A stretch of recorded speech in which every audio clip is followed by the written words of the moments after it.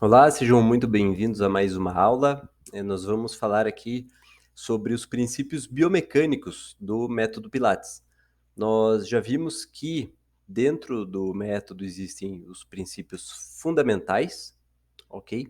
E também os princípios biomecânicos. Só relembrando, os princípios fundamentais eles estão presentes em todos os movimentos, são diretrizes, eles fazem parte da essência, da identidade do método, enquanto os princípios biomecânicos são características de movimentos específicos. É fundamental enriquecer a nossa prática didática com comandos verbais para clarificar, para tornar claro ao praticante como funcionam esses princípios, ok? Sem princípios, sem Pilates. Nós podemos trabalhar com diversas modalidades de exercícios, mas o que traz a identidade, o que torna o Pilates único, são os princípios biomecânicos e também fundamentais. Então, o primeiro princípio biomecânico do método Pilates é a oposição de forças. O que é isso? Trata-se do ganho de espaço voluntário, intencional, entre as estruturas articulares. Então, o corpo do nosso aluno, do nosso paciente, do praticante que você tem diante de si, está constantemente sujeito às cargas compressivas, seja através da gravidade, da má postura, e no Pilates nós vamos buscar constantemente vencer essas cargas compressivas de forma intencional, de forma voluntária. Então, nós vemos uma indicação a esse respeito na capa do primeiro livro de Joseph. Essa é a capa do livro original, Sua Saúde, de 1934, onde ele traz essa imagem, né, do que seria ali um indicador de oposição de forças. Então, você vê aquelas setinhas ali mostrando, né, duas forças opostas. A gravidade faz o sentido contrário a essas setas. Então, o que isso quer dizer? Que o indivíduo em pé, ele não está simplesmente sobre o chão, mas os pés empurram o chão de forma intencional. Da mesma forma que o alto da cabeça busca o contato com o teto de forma intencional. Então, nós estamos constantemente buscando esse sentido de força, de verticalização quando o nosso aluno está em pé, ou de ganho de espaço durante os movimentos. Disso se trata a oposição de forças. Como todos os princípios biomecânicos, na apresentação ali está escrito princípios fundamentais, mas podem desconsiderar. Agora a gente está falando a respeito dos princípios biomecânicos, ok? Então, como todos os princípios biomecânicos, nós temos que enriquecer a prática pedagógica com comandos verbais, com exemplos, a fim de que o nosso praticante realmente entenda qual o propósito por trás de cada movimento. Na sequência, o segundo princípio biomecânico que nós estamos atentos é em relação à pelve neutra. O que é pelve neutra? É a condição de alinhamento estrutural na região do centro. Nós já falamos que essa região do centro é um pilar muito importante dentro do método Pilates. O Pilates que tem ali em seu nome de batismo contrologia, ele acreditava, Joseph Pilates acreditava que o que ele criou, a contrologia, era a arte de controlar o corpo a partir do centro, da região central, onde está nosso centro de massa, onde estão nossos órgãos vitais. Então, a condição de alinhamento estrutural nessa região. A gente tem um exemplo do que seria a pelve neutra. Então, segundo Kendall, a condição de alinhamento na pelve neutra pode ser definida entre o alinhamento entre espinhas ilíacas superiores e anteriores e a sínfise púbica. Quando você tem essas três estruturas numa mesma linha, nós temos uma condição natural da lordose do nosso paciente, aluno praticante. Então, o conhecimento a respeito dessa definição nos ajuda muito a desenvolver um olhar clínico, a perceber se o praticante ele está compensando, ele está num excesso de curvatura da lombar, ele está realizando uma retroversão de quadril no momento inadequado. Então a gente tem aqui, falando de pelve neutra, na imagem de cima, uma condição correta. Na imagem do meio, a gente tem a retroversão, quando a sínfise púbica ela fica superior em relação à espinha ilíaca. E na imagem de baixo, a gente tem a antiversão do quadril, quando a sínfise púbica fica abaixo da linha da espinha ilíaca, das espinhas ilíacas superiores anteriores. E nessas condições, nós conseguimos não apenas avaliar o praticante nessa condição deitada, mas isso serve para identificar padrões motores. Então, em movimentos onde é exigido estabilidade de tronco, de quadril, nós temos essa referência que vai servir como guia para correções, para comandos verbais, para identificar se ele precisa aumentar um pouco a curvatura ou até manter mais estabilidade nessa região. Pelve neutra, por que é importante? Por ser uma condição mais próxima ao natural, você tem menos estresse articular. E também nós sabemos que a maior eficiência motora acontece a partir de estruturas articulares alinhadas. Então, sendo assim, quão importante seria essa preservação de alinhamento na região central do corpo, visto que, dentro do método Pilates, o controle de centro é algo fundamental. Então, pelve neutra, onde que vai ser aplicado esse conceito de pelve neutra? Em todos os movimentos em que se exige estabilidade. Em todos os movimentos, como uma prancha, por exemplo, como movimentos igual o flat back, o tight stretch, né? A gente não tem aqui exemplos para mostrar nesse momento, mas na sequência do curso vocês vão conhecer. Então, o próprio 100, exercícios que se exigem estabilidade. Leg pull, front, push-up é o último do repertório do match que vocês vão ver aqui nesse primeiro momento. Né? São exemplos de exercícios claros, onde esse conceito de pelve neutra é muito importante. Então aqui nós sabemos como definir, como identificar. Comandos verbais para pelve neutra com o aluno deitado, basta falar, deixa a lombar respirar em relação ao chão. Claro, sempre verificando se essa tal respiração que o aluno vai deixar não excede o ponto de alinhamento. Então nós não queremos jogar ele para uma hiperlordose. Então pelve neutra serve para manter a condição saudável da região central do corpo. É um conceito bem importante que você pode ensinar para o teu praticante para ele levar para casa, para se autocorrigir no dia a dia, inclusive.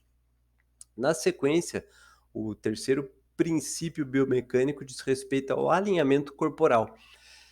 O que é isso? É a busca pela preservação da boa postura, tanto de forma estática quanto de forma dinâmica. Então, a gente está acostumado com as avaliações posturais acontecerem de forma estática, quando você olha ali o paciente, né, o avaliado na visão frontal, lateral, posterior. Então, nós sabemos que o Pilates ele não acontece de forma estática, assim como nenhum exercício físico. Nós temos essa busca pelo alinhamento corporal, tanto de forma estática, nas posições iniciais, quanto dinâmica, durante os movimentos. Então, eh, esse princípio se liga muito bem com o princípio da precisão, o princípio fundamental da precisão, quando nós utilizamos apenas a força necessária para vencer uma tarefa. Então, sem compensações, buscando sempre essa preservação de alinhamento durante as execuções. Então, conhecer quais as condições naturais alinhadas, qual a boa postura durante os movimentos é fundamental. Então, esse conhecimento prévio a respeito do que é uma posição corporal adequada é muito importante para que o nosso olhar clínico se conecte ali com a realidade do que o aluno ali, o praticante está realizando no momento, para que então você possa corrigi-lo, orientá-lo, ajudá-lo a construir um movimento mais alinhado, mais correto, com menos cargas compressivas. E na sequência, aqui ainda falando sobre o alinhamento corporal, essa imagem retrata bem do que se trata. Eh, o alinhamento ele acontece de forma ativa, de forma intencional também. Então, o praticante, ele não vai chegar diante de você com uma boa postura, então você precisa cunhar isso, né, você precisa desenhar isso pouco a pouco, primeiramente no cérebro, né, através de comandos verbais, clarificando, mostrando, e então no corpo do seu aluno. Isso é de dentro para fora. Tá, então, nessa imagem da esquerda, ali, né, você vê uma pessoa com anteriorização da cabeça, com hipercifose dorsal, com uma hiperlordose lombar, com isso levando uma protusão abdominal. Você vê que a descarga de peso dela está bem desequilibrada. Então, esses blocos ali, esses quadrados, mostram ah, as duas cinturas, pélvica e escapular, e a cabeça. Então, na imagem da direita, provavelmente o instrutor falou: ó, empurra o teu pé contra o chão, deixa o alto da cabeça buscar o teto, olha por cima da linha do horizonte, deixa essas escápulas mais próximas, no meio das costas. Então, esses comandos verbais provavelmente foram utilizados aí para corrigir a postura dessa pessoa aí, dessa praticante, se ela fosse uma aluna de Pilates. Então, vejam como os comandos verbais auxiliam na no respeito aos princípios do método.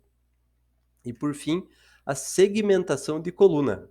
É um princípio biomecânico que nós utilizamos muito, visto que uma frase célebre de Joseph, ele falava que se você tem 30 anos e a sua coluna é rígida, então você está velho. Se você tem 60 anos e a sua coluna é flexível, então você é jovem. Tamanha importância que ele dava para a segmentação da coluna, para uma coluna flexível, móvel. Para Joseph, uma coluna perfeita, ela era totalmente rígida e totalmente flexível. Rígida, ele queria dizer forte, estável. Então, nada mais é do que equilíbrio muscular. Quando se fala em segmentação de coluna, se fala a respeito disso, de você ter força para estabilizar, para manter pelve neutra, coluna neutra, né? E também a habilidade de mobilizar cada segmento. Nós sabemos que cada vértebra tem a sua própria mobilidade esperada para manutenção da funcionalidade corporal.